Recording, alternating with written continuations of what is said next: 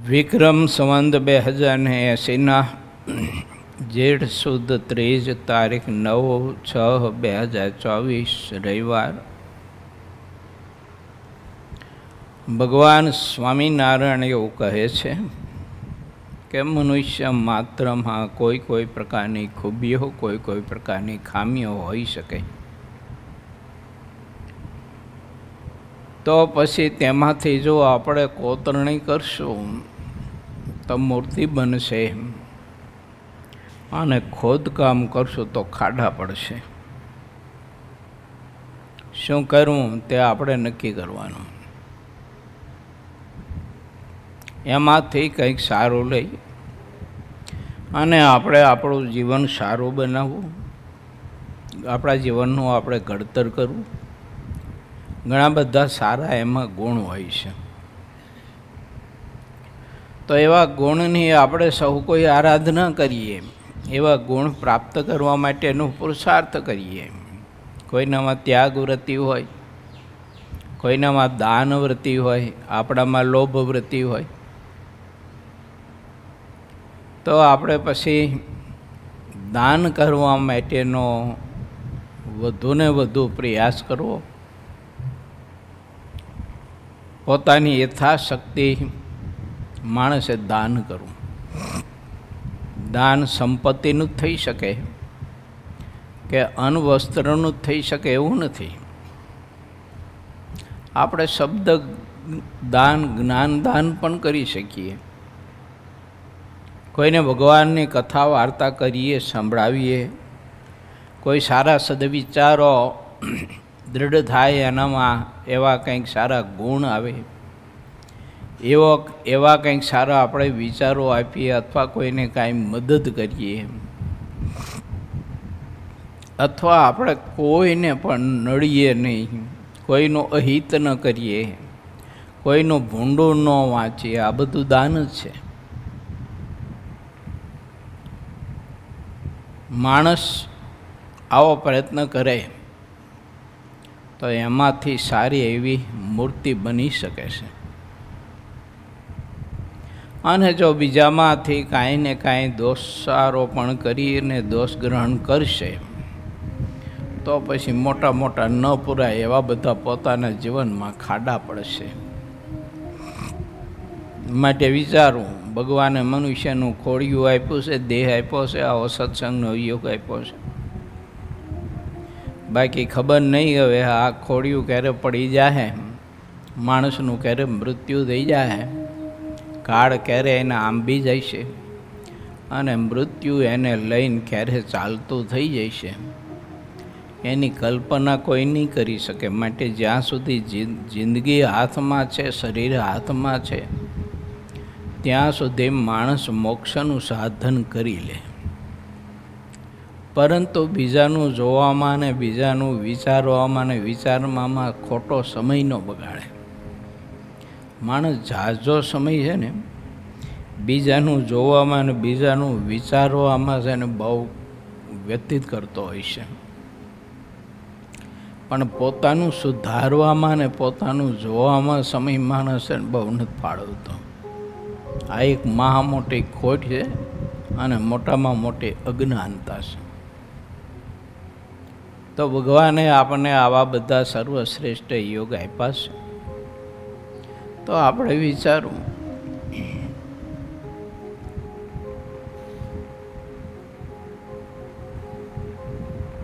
કોઈની શેરી બજાર અને કોઈના મકાન આપણે સાફ કરી દઈ, સારી વાત છે, પરંતુ આપણી શેરી બજાર અને આપણા ઘર પણ આપણે સ્વચ્છ રાખવા જોઈએ. માટે ભગવાન સ્વામિનારાયણ પરમહંસોને માધ્યમ રાખી અને આપણને સૌ કોઈને આવા સદવિચારો પ્રભુ આપે છે કે મેં દયા કરીને તમને ભરતખંડમાં મનુષ્યનો દેહ આપ્યો. એ મનુષ્યના દેહના નિભાવ માટેના બધા જ મેં તમને આશયો કહેતા અવકાશો આપ્યા. આટલું બધું મેં કર્યું, સત્સંગ આપ્યો, સાધુ આપ્યા, શાસ્ત્ર આપ્યા, મંદિરો, દેવ, આચાર્ય, સત્સંગી બધું જ આપ્યું. તો હવે એમાંથી તમે તમારા મોક્ષ માટેનું કાંઈક મેળવી લો અને એવું વલોણું કરો કે એમાંથી તમને સાચો અર્ક મળે. એમાં માણસ જીવન પસાર કરે, એમાં માણસ વધુ ને વધુ પ્રગતિ કરતો રહે, આગળ વધતો રહે, એનો અભ્યાસ કરે. આપણે આપણી ખામીઓ ગોતવા માટેનો અભ્યાસ કરવો પડે અને ટાળવા માટેનો પુરુષાર્થ કરવો જોઈએ. બીજો બધો અભ્યાસ કરી વાત સારી છે, ખોટી નથી. શાસ્ત્રનો આ તે બીજો આપણે અભ્યાસ કરીએ તો સારું છે, પણ પોતાની ખોટ પકડવા માટેનો અભ્યાસ કરવો અને ટાળવા માટેનો પુરુષાર્થ કરવો, એના જેવી તો કોઈ વિદ્યા નથી અને એના જેવી કોઈ સફળતા પણ નથી જીવનમાં. એટલે મહારાજે કહ્યું છે કે પોતે પોતાનું કરતો નથી ને પોતે પોતાનું જોતો નથી. બાહ્ય દ્રષ્ટિ કરીને બધું જોયા કરે છે અને બીજામાં દોષ ને બીજું ત્રીજું જોયા કરે છે. એને મહારાજ કે મૂર્ખમાં મૂર્ખ છે, એ નીચમાં નીચ છે, ઘેલામાં ઘેલો છે ને ગાંડામાં ગાંડો છે. માટે વિચારું કે સત્સંગ થયા પછી, સત્સંગ સ્વીકાર્યા પછી, સત્સંગમાં પ્રવેશ કર્યા પછી આપણામાં સ્વભાવો દોષો વધ્યા કે ઘટ્યા?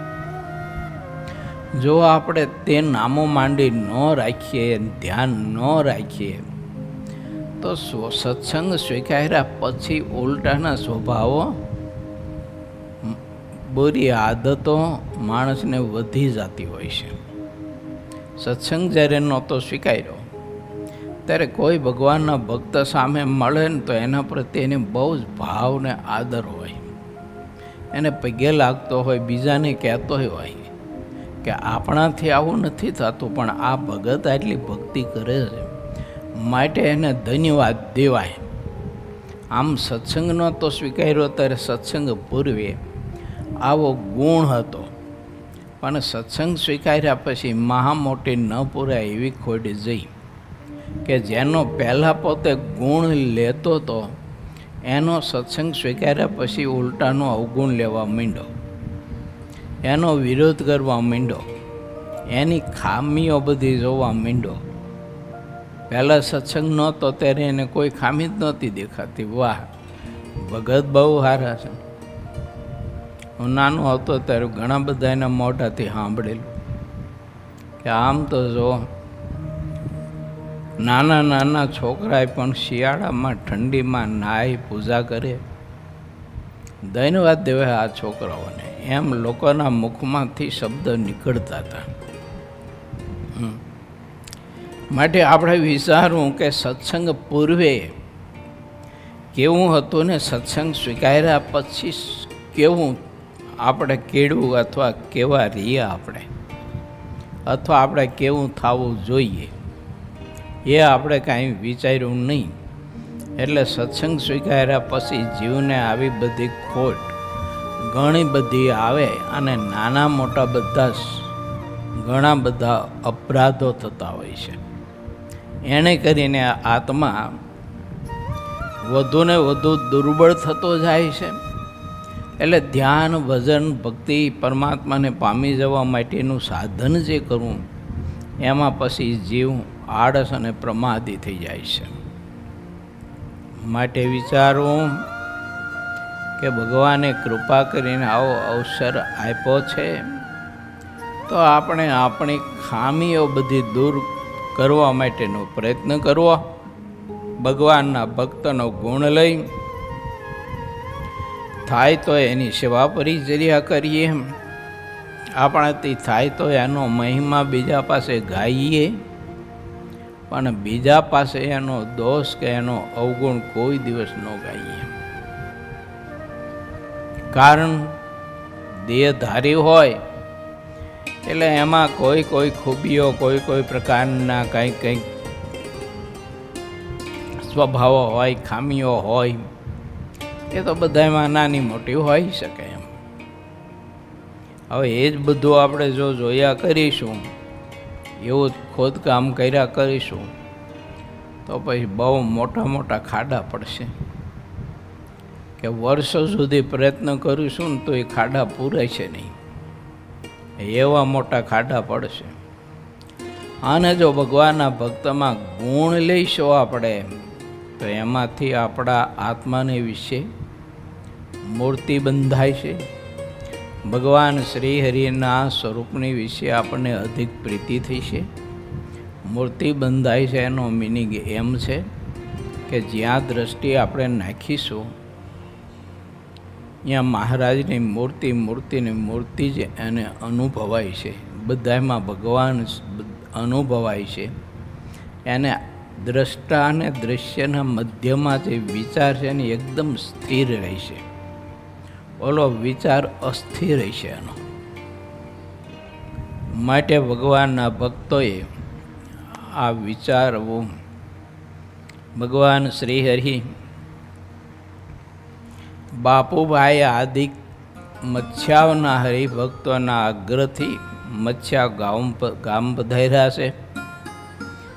અને શ્રી હરિ જ્યારે મચ્છાવ પધાર્યા ત્યારે બાપુભાઈ અને મચ્છાવ ગામનો સારો એ ભક્ત સમુદાય એટલો બધો આનંદ વિભોર થઈ ગયો અને એટલો બધો આનંદમાં ગરકાવ થઈ ગયો.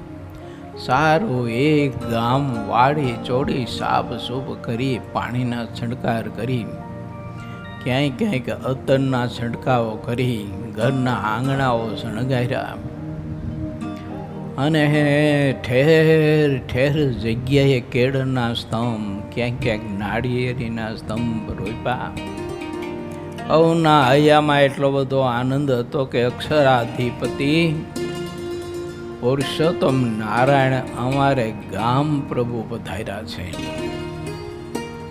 બહેનોએ પોતાના ઘરને વાડી છોડી અને ઘરના આંગણાઓ સાફ કરીને સરસ મજાની રંગોળીઓ કલાત્મક રીતે કંડારી હતી.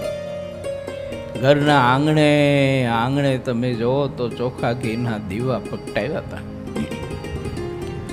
કુમકુમના સાથિયાઓ કરી અને ઘરને એટલા બધા શણગાર્યા હતા કે ઠાકોરજી આ જોઈને રાજી થઈ જાય. લક્ષ્ય તો પાછું એ હતું. આ બધા શણગારવાની પાછળ બીજું કોઈ લક્ષ્ય નહોતું. મહારાજ જોઈને રાજી થાય, બસ પ્રભુ રાજી થાય એટલે એમાં બધું આવી ગયું. ભગવાનનો રાજીપો હું તમે કેળવી શકીએ તો અમે હમણાં પૂર્વે વાત કરી એમ બીજા કોઈની ખામીઓ જોવામાં આપણને કોઈ રસ જ ન રહે. પોતાની ખામીઓ જોવામાં જ રસ હોય એને, અને ટાળવાનો જ પુરુષાર્થ કર્યા કરે. કેમ? એના ઉપર ભગવાનની કૃપા છે. પરમાત્માની કૃપા જ્યારે આત્મા ઉપર થાય છે ત્યારે તે આત્મા નિજ દર્શી થઈ શકે છે.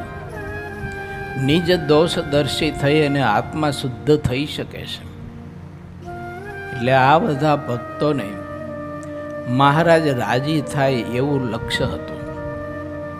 એના માટે સારા એ ગામની બધી જ બજારો વાડી ચોડી સાફ કરીને પાણીના છંટકાવ નાખીને રજ ઉડે નહીં તો મહારાજને ભક્તોને કોઈ તકલીફ ન પડે અને ધામધૂમથી મહારાજનું મચ્છાવ નગરમાં સામયું કાઢી અને આપણે સૌ કોઈ પૂજા કરી અને ભગવાન શ્રીહરિનો રાજીપો પ્રાપ્ત કરી લઈએ. આવા હૈયામાં આનંદના અને ઉત્સાહના તરંગો મોટા મોટા ઉછળતા હતા. ગામના બાધરે આવીને બહેનો મસ્તક ઉપર ડેગડા હતા પાણીના, અને કોઈને ઢોલ બજાવતા આવડતું હતું તે હિંચમાં ઢોલ બજાવતા હતા. એના તાલે સંતોના રચેલા મધુર કીર્તનોનું ગાન કરીને બહેનો સરસ મજાનો રાસ લેતા હતા. એક બાજુ પુરુષો અને યુવાનો બધા જે હતા, વડીલો અને યુવાનો, એ પણ શ્રી હરિ આવવાની પ્રતીક્ષામાં એટલા બધા આનંદ વિભોર થઈ ગયા હતા. એ બધા ભક્તો પણ નાચતા હતા ને કૂદતા હતા ને કોઈ યુવાનો તો વૃક્ષના ઝાડ ઉપર એ સારી એવી ડાળ પકડીને બેઠા હતા ને હાથમાં બંદૂકો લઈ અને આમ તૈયાર જ ઊભા હતા. અને કોઈ બેઠા હતા, કોઈ વૃક્ષ ઉપર ઊભા હતા. મહારાજ આવે એટલે તરત ઠાકોરજીને આપણે બંદૂક ફોડીને વધામણા કરીએ.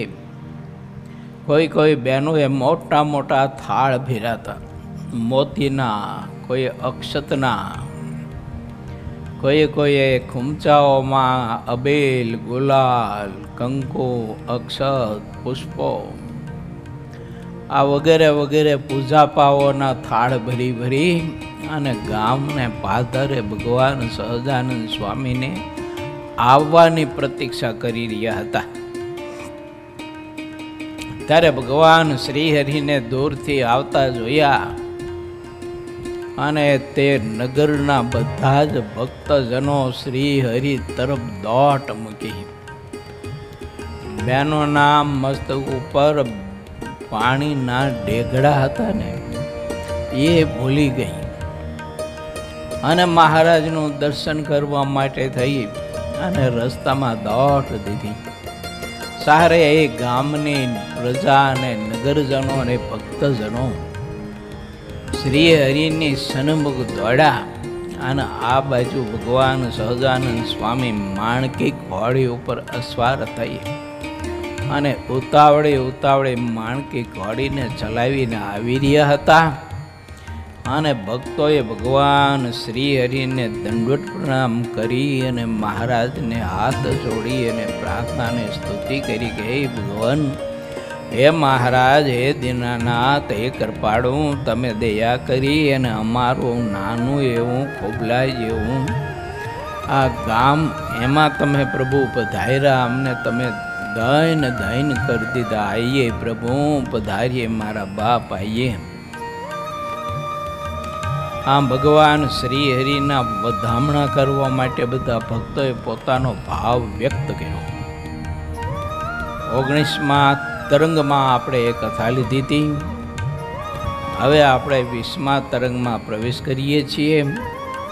પૂર્વ 20મો તરંગ 20મો મચ્છાવમાં પધારેલા શ્રી હરિની સવારીનું વર્ણન. મહારાજ કહેતા, ધર્મકુમાર શ્રી હરિભક્તોએ સરસ મજાનો અશ્વ સોનેરી સાજથી શણગારેલો હતો અને એ અશ્વ ઉપર મહારાજ બેઠા. અલ મસ્ત હતો, બધા અશ્વ કરતાં પણ ઊંચો અને બધા અશ્વ કરતાં અતિશય બળવાન.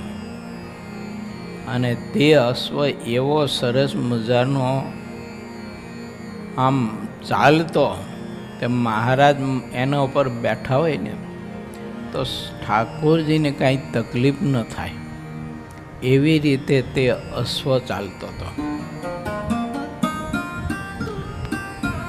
ભગવાન શ્રીહરિએ મસ્તક ઉપર સોનેરી પાગ ધારણ કરી હતી અને એ મહારાજના મસ્તક ઉપર છત્ર ધારણ કર્યું હતું. તેની અપાર શોભા થઈ હતી. તે સમયે વિવિધ પ્રકારના વાજિંત્રો લગાતાર વાગી રહ્યા હતા.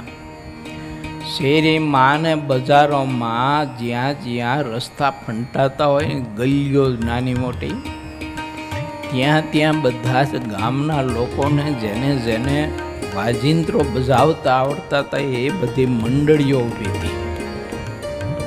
અને જે બજારમાંથી જે મંડળીની નજીક મહારાજ પધારે ત્યારે એવા ભાવથી બધા વાજિંત્રો વગાડે. શરણાઈ, ઢોલ, ત્રાંસા, મૃદંગ, એ સરસ મજાના બંસરીના નાદ છેડતા હોય. કોઈ સારંગી બજાવતા, એવો મધુરો અવાજ સારંગીનો આવતો. મહારાજ આ બધું જોઈને બહુ ખુશ થઈ જતા હતા. શ્રી હરિને મનમાં એમ થતું કે વાહ વાહ, આ મચ્છાવ ગામના બધા ભક્તજનો ને ગ્રામજનો કેટલા બધા ભાવિક છે. અને એ ઢોલના મૃદુંગના તાલે કોઈ નાચે કૂદે ખેલે, મહારાજને પુષ્પથી વધાવે. બહુ ભીડ જામેલી, પુષ્પનો હાર હોય ને દૂરથી ઘા કરે. મહારાજ પોતે લાંબો હાથ કરી અને ઝીલી લે.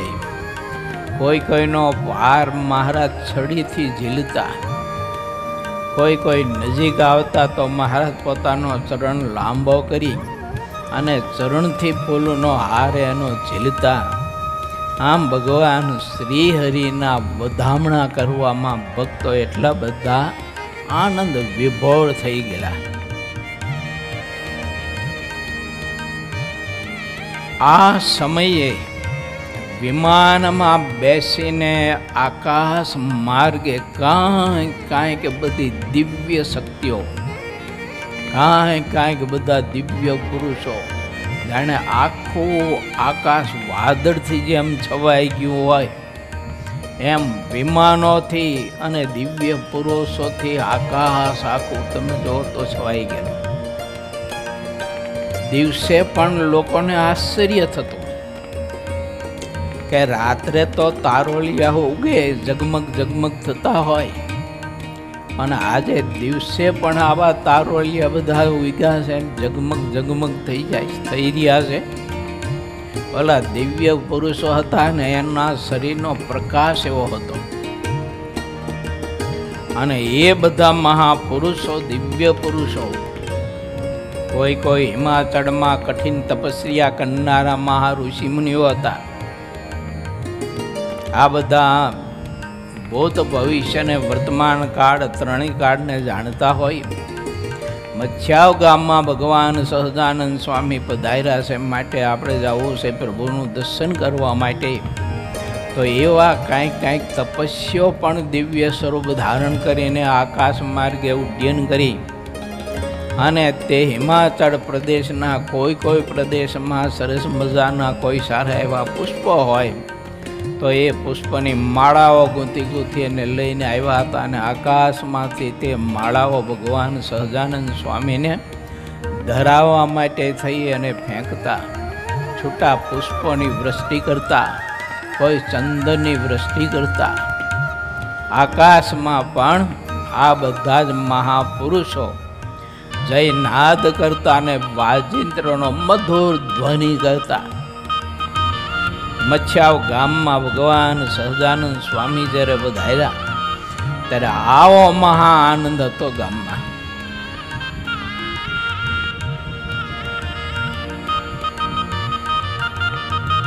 તે સમયે વિવિધ પ્રકારના વાજિંત્રો લગાતાર વાગી રહ્યા હતા અને આ સમયે વિમાનમાં બેસીને આ બધા દિવ્ય પુરુષો પણ આકાશ માર્ગે શ્રી હરિને વધામણા કરવા માટે ને દર્શન કરવા માટે થઈને આવેલા. વિવિધ પ્રકારનો રંગ વર્ષાયો તેમજ પુષ્પ વર્ષાની જડી મચાવી. શ્રી હરિના દર્શન કરીને તેમના મનમાં ઘણો જ હર્ષ થયો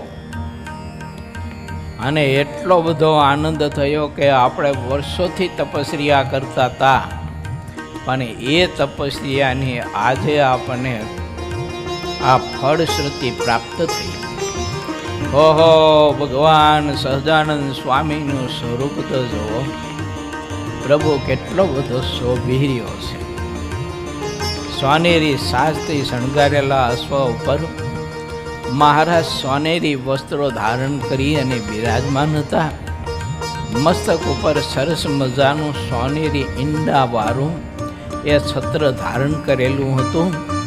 મહારાજના બાલ પ્રદેશમાં સહેજ પરસેવાના બુંદ વેડા હતા, જેણે સાચા મોતી ટાંક્યા હોય ને આવું અદ્ભુત મહારાજનું દર્શન કરી અને આકાશ માર્ગમાં રહેલા અને આકાશમાં રહેલા સમગ્ર દિવ્ય પુરુષો એટલા બધા આનંદ વિભોર થઈ ગયા કે ધૈનો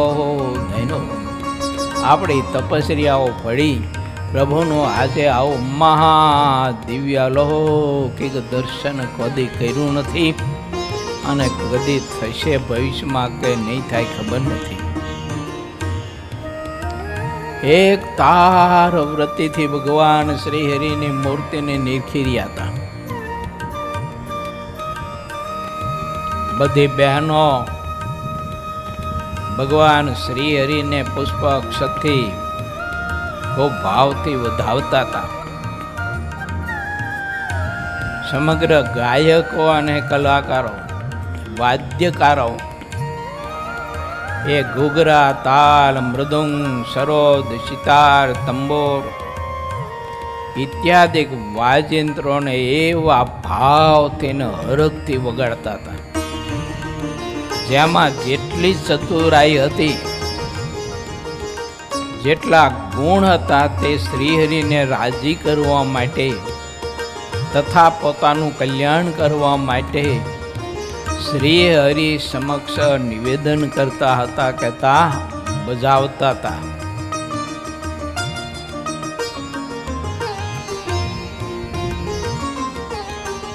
કોઈ દિવ્ય શક્તિઓ ઠાકોરજીની પૂજા કરવા માટે મોટા મોટા ખૂમચામાં સરસ મજાના વસ્ત્ર, આભૂષણો, સોના ચાંદીના સરસ મજાના સાચા નંગથી મઢેલા આભૂષણો ભગવાન શ્રી હરિ માટે લાવ્યા હતા.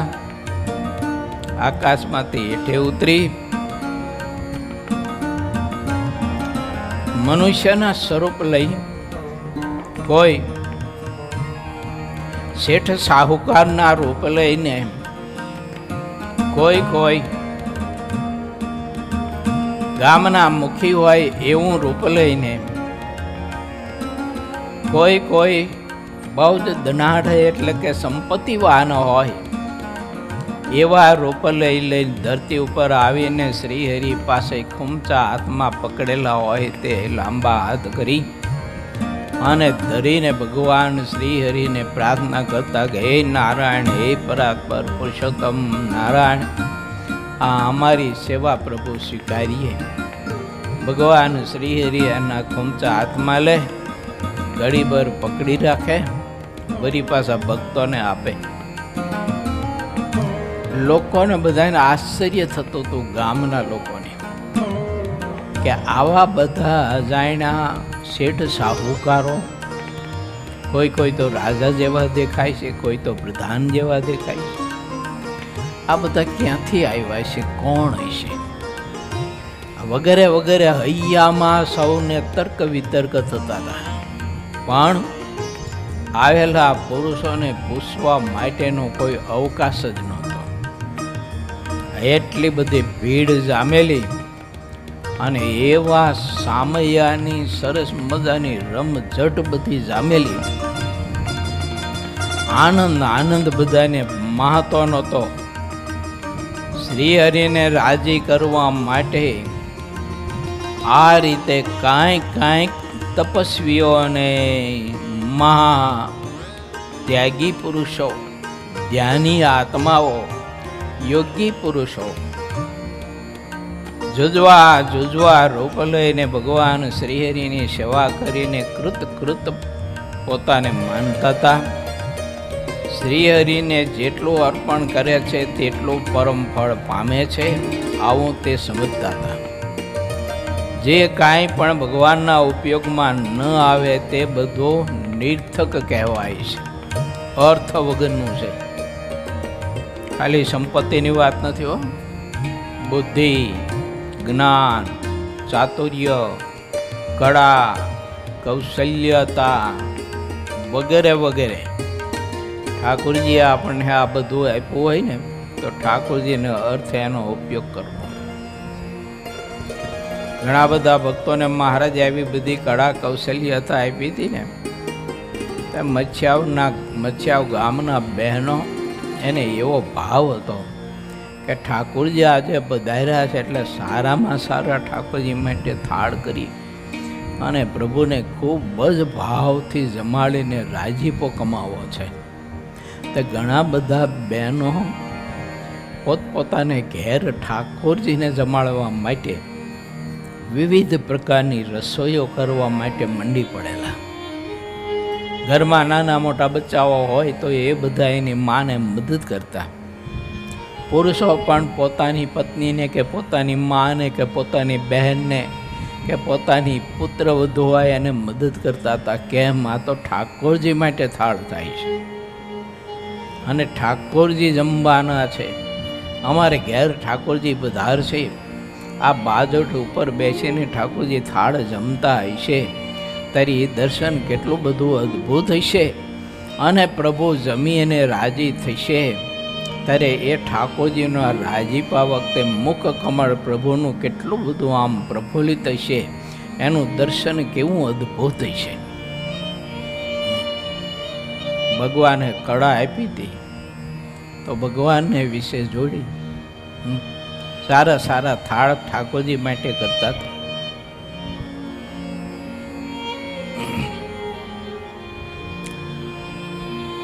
જેટલા જેટલા મોટા મનવાળા હતા તે બધા ભાવથી ઠાકોરજીના દર્શન કરી અને સેવામાં જોડાયા હતા.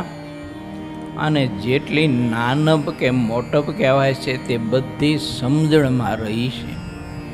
પોતાની મોટપના માનના મોભા મૂકીને બધા સેવામાં જોડાઈ ગયેલા.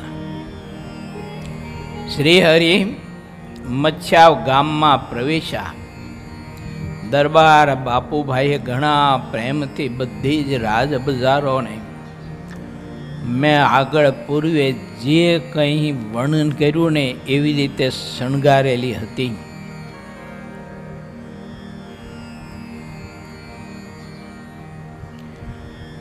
વ્યાપારીઓએ પોતપોતાની દુકાનો શણગારી હતી. મહારાજની સવારી નીકળી ત્યારે મહારાજ એ દુકાનોની શણગારેલી શોભા જોઈને એટલા બધા પ્રસન્ન થતા હતા, એટલા બધા રાજી થતા હતા. તો પડખે ચાલનાર સંતો કે ભક્તો કે પાર્ષદો હોય તો એની સાથે મહારાજ વાતો કરતા કરતા જતા હતા. વાહ વાહ, મચ્છાવ ગામના વેપારીઓએ પણ બહુ ડાયા છે, બહુ બુદ્ધિશાળી ને બહુ કુશાગ્ર છે. જુઓ તો ખરા એને દુકાનો કેવી સરસ મજાની શણગારી છે, જાણે અહીંયા ઇન્દ્રપુરી આખી વસાવી ન હોય એવી સરસ મજાની બધી દુકાનો શણગારેલી જોઈને ઠાકોરજી બહુ રાજી થતા હતા.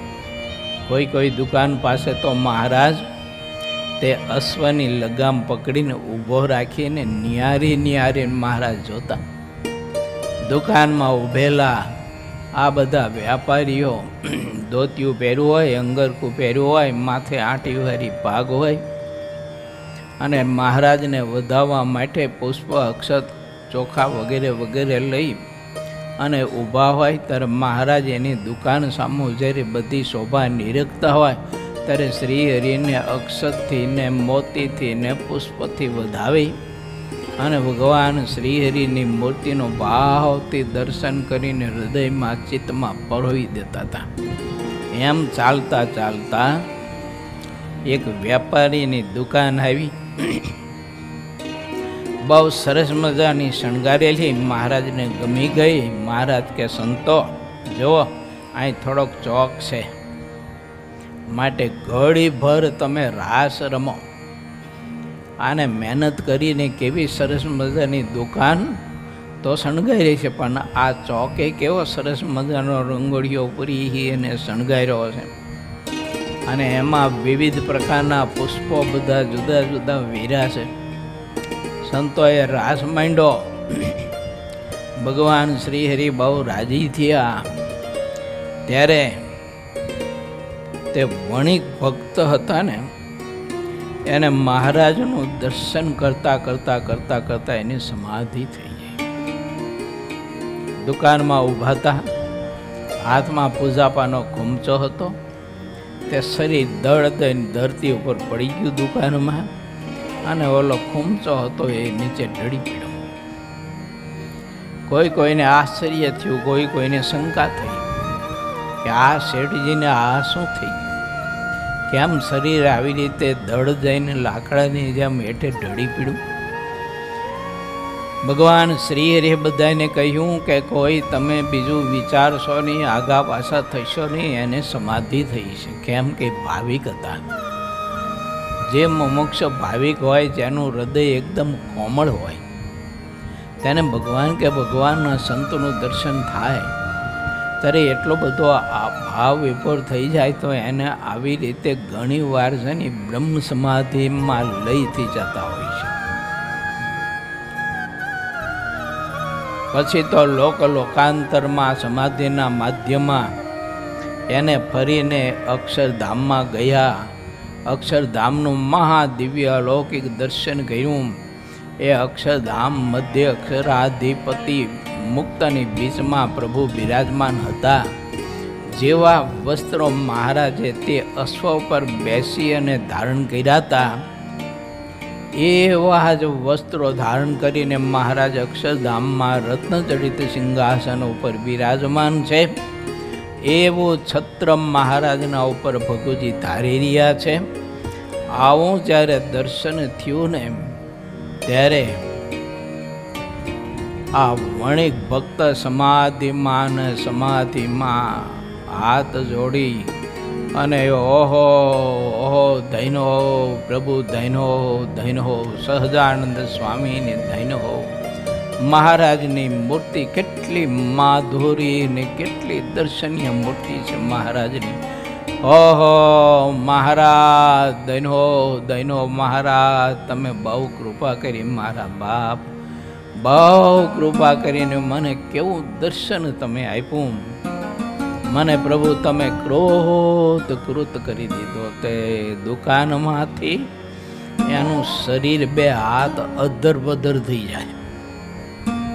આ બધું દર્શન કરીને બધાને બહુ આશ્ચર્ય થયું ને એક બાજુ સંતોએ એવી રાસની રમઝટ બોલાવેલી. આવો મહાદિવ્ય અલૌકિક સુખ ભગવાન શ્રી હરિએ મચ્છાવ ગામના ભક્તોને આપ્યું.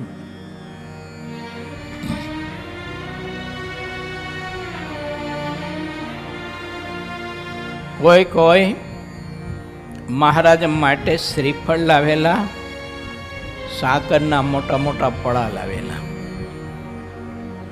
એ પડામાં 500 ગ્રામ કિલો સાકર. મહારાજને તે શ્રીફળ અને સાકરના પડા અર્પણ કરી અને હાથ જોડીને પગે લાગીને પ્રાર્થના કરતા કે હે દીનાનાથ, હે પ્રભુ, હે કૃપાળુ, હે ગરીબ નિવાસ, હે પતિત પાવન અદમ ઉદાહરણ, પ્રભુ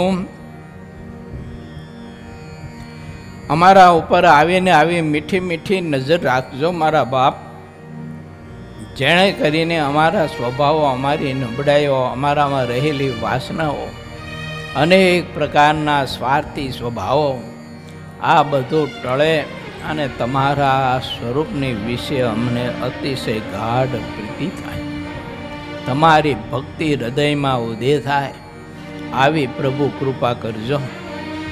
મહારાજ અશ્વ ઉપર બેઠા થકા લોકોને આશ્ચર્ય થાય એવી રીતે શ્રીફળ હાથમાં આમ લઈ અને જેમ ફૂગો દબાવે ને એમ શ્રીફળ દબાવે ને ત્યાં પટાક દઈને શ્રીફળ ફૂટી જાય. પાણી મહારાજના ખોળામાં પગ ઉપર ને અશ્વ ઉપર ઢોળાય. ભગવાન શ્રી હરિ તે ફૂટી ગયેલું શ્રીફળ એમાંથી ટોપરું કાઢી અને એ મોટો ટોપરાની આવડી મોટી ઝીણી સહીશ નહીં પણ આવડું મોટું ટોપરું એ લઈ અને મારા સાકરને ટોપરું એ અસો પર બેઠા બેઠા જમતા હતા. એ કેવું દર્શન હશે, એ ભક્તોને આનંદ કેવો આવતો હશે. જેને મહારાજને શ્રીફળ અને સાકર અર્પણ કર્યા હશે એનું હૈયું તો કેટલું બધું આમ ફૂલાતું હોય છે, એની છાતી તો કેવી ગજ ગજ ફૂલાતી છે ને. આવું મહાદિવ્ય અલૌકિક સુખ મહારાજે ભક્તોને આપ્યું. ત્યારે કોઈને નહોતું બોલવું તોય બોલાઈ જવાતું તો સહજાનંદ સ્વામી મહારાજની જય હો જય હો જય હો સહજાનંદ સ્વામી મહારાજની જય. નહોતું બોલવું તોય બોલાઈ જવાતું હતું. મૂર્તિ જેવી હતી, ભાવ જ એવો હતો, રંગ એવો જામ્યો હતો ખરેખરો. શ્રી હરિ આ રીતે બજારમાં ચાલ્યા જતા હતા.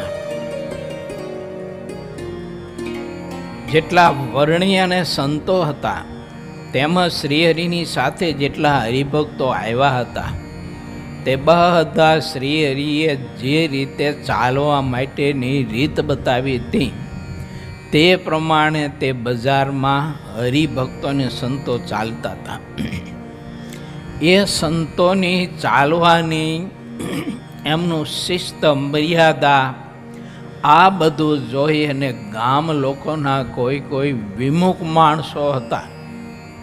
એ વિમુખોને પણ એવો ગુણ આવ્યો કે સહજાનંદ સ્વામીના સંત હરિભક્તોને પાળાવો જોવો તો ખરા, કેટલા બધા શિસ્તબદ્ધ ચાલે છે અને કેવા મર્યાદામાં ચાલે છે. આટલી બધી ભીડ છે તેમ છતાંય જોવો તો ખરા. આ બધા સંતો બે ધનુષ વાર દ્રષ્ટિ નીચે રાખી અને હાથમાં કરતા લઈ અને ભાવથી કીર્તન ભક્તિ ધોન કરતા કરતા ચાલે છે. અજબ ગજબની વાત છે. ભગવાન સહજાનંદ સ્વામી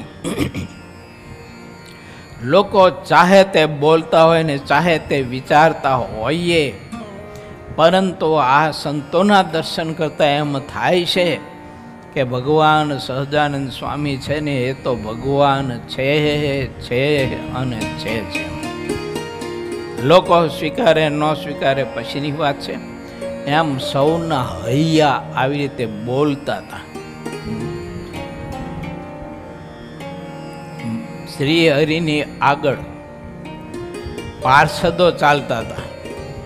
તેઓ બંદૂકના અવાજ ક્યાંક ક્યાંક અંતરે અંતરે કરતા. એનાથી આકાશ આખું ગુંજી ઉડતું. પછી છડીદારો હતા, મહારાજની આજુબાજુ આગળ પાછળ ચાલતા હતા. એ બધા જય જય શબ્દ એવો બોલતા હતા અને શ્રીહરિના મસ્તક ઉપર ચામર ઢોળતા હતા.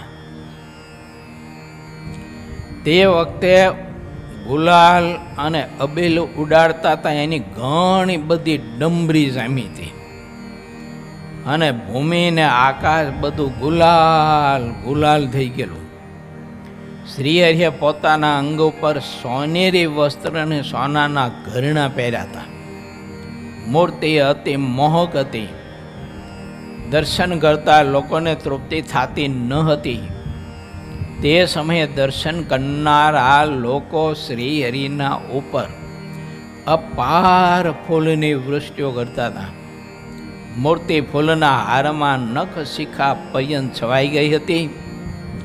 ગુલાબના હારને ગુલાબની શોભા ઘણી સુંદર બની હતી. ભક્તજનના ચિત્તને ચોરનારા શ્રીહરિએ પોતાના અંગ ઉપર ગુલાબના બાજુબંધ, ગોછ અને તોરા ધારણ કર્યા હતા. અશ્વને બધા સોનેરી રંગબેરંગી સાજથી શણગાર્યો હતો અને જ્યારે અશ્વ થનગનતો ચાલતો હતો ત્યારે તેના પગમાં પહેરાવેલા ઝાંઝર ઝણકી રહ્યા હતા. નટ અને હરણની જેટલી છટા હોય ને તે બધી શ્રીહરિના અશ્વમાં નિવાસ કરીને રહી હતી. ગરુડનો વેગ, છોડેલો બાણ, બંદૂકની ગોળી તે બધા શ્રીહરિના અશ્વની ગતિ જોઈને લજાઈ જતા હતા. અશ્વની સુંદર ગતિ જોઈને ગજરાજ પણ પોતાના માથા ઉપર રજ ચડાવતો હતો.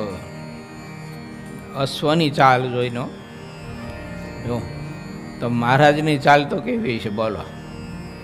પ્રેમાનંદ સામે લીધું છે ને,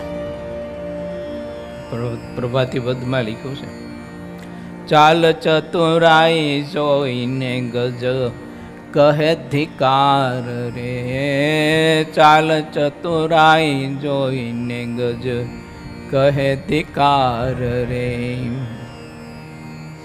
પ્રેમાનંદ કહે વારંવાર, માથે ધૂળ પી ધરાવતો ધૂળ નાખે વારંવાર રે, શોભા સાગર શ્યામ તમારી મૂર્તિ પ્યાવી રે. મહારાજની ચાલ એવી હતી. પછી આ તો અશ્વની ચાલની સ્વામી વાત કરે છે. શ્રી હરિ જેટલી જાતના વાહનો કહેવાય છે ને તેમાં અશ્વને સૌથી વધારે સારો માન્યો. અને શ્રીહરિ વારંવાર એમ કહેતા કે આ અશ્વ જેવું કોઈ સ્વાધીન કહેતા સ્વતંત્ર વાહન કહેવાય નહીં. બીજા જેટલા વાહન છે તે અશ્વના જેવા સ્વાધીન નથી, તેમ શ્રીહરિ વારંવાર બોલતા. તે મેં કાને સાંભળીને લખ્યું સ્વામી કે સવારે હેલી જતી હતી ને સવારે, તે મહારાજ વારંવાર બોલ્યા કરે કે આ અશ્વના જેવી ચાલ કોઈની નહીં હો, આ અશ્વના જેવી કોઈની ચાલ નહીં. એમ બધી મહારાજ છે ને પ્રશંસાની વાત કરતા. શ્રીહરિની વાતની ભવ્યતા અને દિવ્યતા. શ્રીહરિ જે જે વાતો કરતા હતા તેને ચરિત્રના રૂપમાં માનીને બધું જ લખું છું. કારણ કે શ્રીહરિની જેટલી વાત છે તે બધી મોક્ષ રૂપ ફળને આપનારી છે. જેની બુદ્ધિમાં કે જીવમાં ઉપર કહેલા શ્રીહરિના શબ્દો નિવાસ કરીને રહ્યા હોય તે જ્યારે શરીરનો ત્યાગ કરે છે ત્યારે તે શ્રીહરિના ચરણની સમીપે જઈને રહે છે. લો આ લાભ છે. ભગવાન સંબંધી શબ્દ સાંભળવો એનો આ લાભ છે. કેમ? પ્રથમનો 12મું એમ કહે છે કે શબ્દ છે ને એ આકાશની તન્માંતરા છે અને આકાશની વિશે રહેવા પણ છે.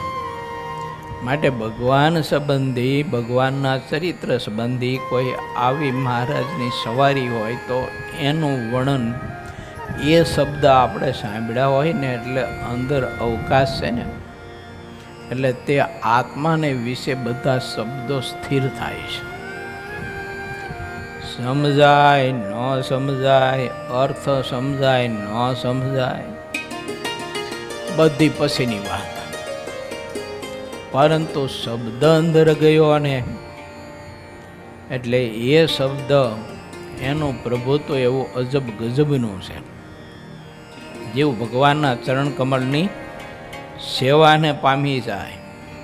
માટે ભગવાન સંબંધી વાત સાંભળવા કરવી અને કર્યા કરવી.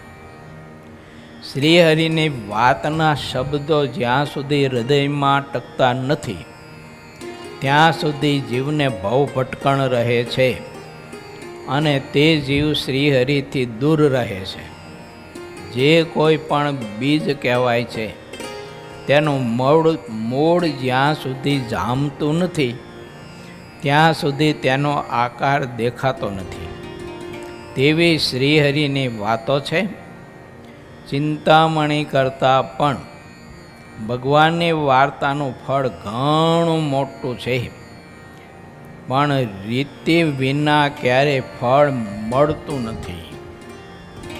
એટલે એક એક શબ્દ મહારાજની મૂર્તિ સંબંધી, એક એક શબ્દ બધા ચિંતામણી કરતાં પણ અધિક સુખ આપનારા છે. કારણ કે ચિંતામણી છે ને એ તો દુઃખ આપે, બહુ સમૃદ્ધિ સંપત્તિ આપે ને, અરે માણસ દુઃખી થાય ઉલટાનો. પણ ભગવાનના શબ્દ સંબંધી જે ચિંતામણી તે જીવને મહા સુખ ને મહા આનંદ આપે છે. માટે ભગવાન સંબંધી શબ્દ સાંભળવો. ઓલા 3 વાંદરાની વાત આવે ખબર હે ને? આંખેથી ખોટું જોવું નહીં, કાનથી ખોટું સાંભળવું નહીં અને મોઢાથી ખોટું બોલવું નહીં.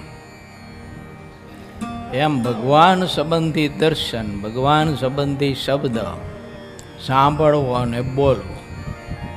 જેમાં પરમાત્માનો સંબંધ ન આવતો હોય એવી વાણી વ્યવહાર પૂરતી બોલવી. બાકી વધારાનો બકવાદ નહીં કર્યા કરવાનો. ઘણા બધાને ટેવ પડી ગઈ હોય તે લોકો બીજો બકવાદ બહુ કર્યા કરતા હોય છે. એને ડેટકાની જીભ જેવી જીભ કીધી છે. ડેટકાઓ તમે જો તો ડર કર્યા કરતા આખી રાત. એમ છે ને, ભગવાન સિવાયના શબ્દો જે લોકો જરૂર નથી એવા બોલ્યા કરે એને ડેટકાની જીભ કીધી. ભગવાને કૃપા કરી છે, આપણને આવો મનુષ્યનો દેહ, સત્સંગનો યોગ બધું આપ્યું છે. માટે બહુ જરૂર પૂરતો જ વ્યવહારી સંબંધી શબ્દ, બાકી ભગવાન સંબંધી શબ્દ ઉચ્ચાર્યા જ કરવો ને સાંભળ્યા જ કરો. મહારાજ કે એમાં તૃપ્તિ જ ન થવી જોઈએ. ભગવાન સંબંધી વાત આપણે સાંભળતા હોય, કથા કીર્તન સાંભળતા હોય તો એમાં આપણને તૃપ્તિ થવી જ ન જોઈએ. કોઈ સંતો કીર્તન ગાતા હોય તો પ્રેમથી ભાવ વિભોર થઈ અને સાંભળ્યા જ કરવા જોઈએ. એમાંથી ભક્તિ બહુ જાગે, ભગવાનને વિશે અતિશય સ્નેહ થાય. આવી અદ્ભુત વાત સિદ્ધાનંદ સ્વામીએ આપણી પાસે મૂકી છે. ઇતિ શ્રી સહજાનંદ સ્વામી શિષ્ય સિદ્ધાનંદ મુનિ વિરચિત શ્રી હરિચરિત્રામૃત સાગરના વિંશપુરમાં મચ્છાવમાં પધારેલા શ્રીહરિની સવારીનું વર્ણન કહ્યું. એ નામે 20મો તરંગ સમાપ્ત થયો.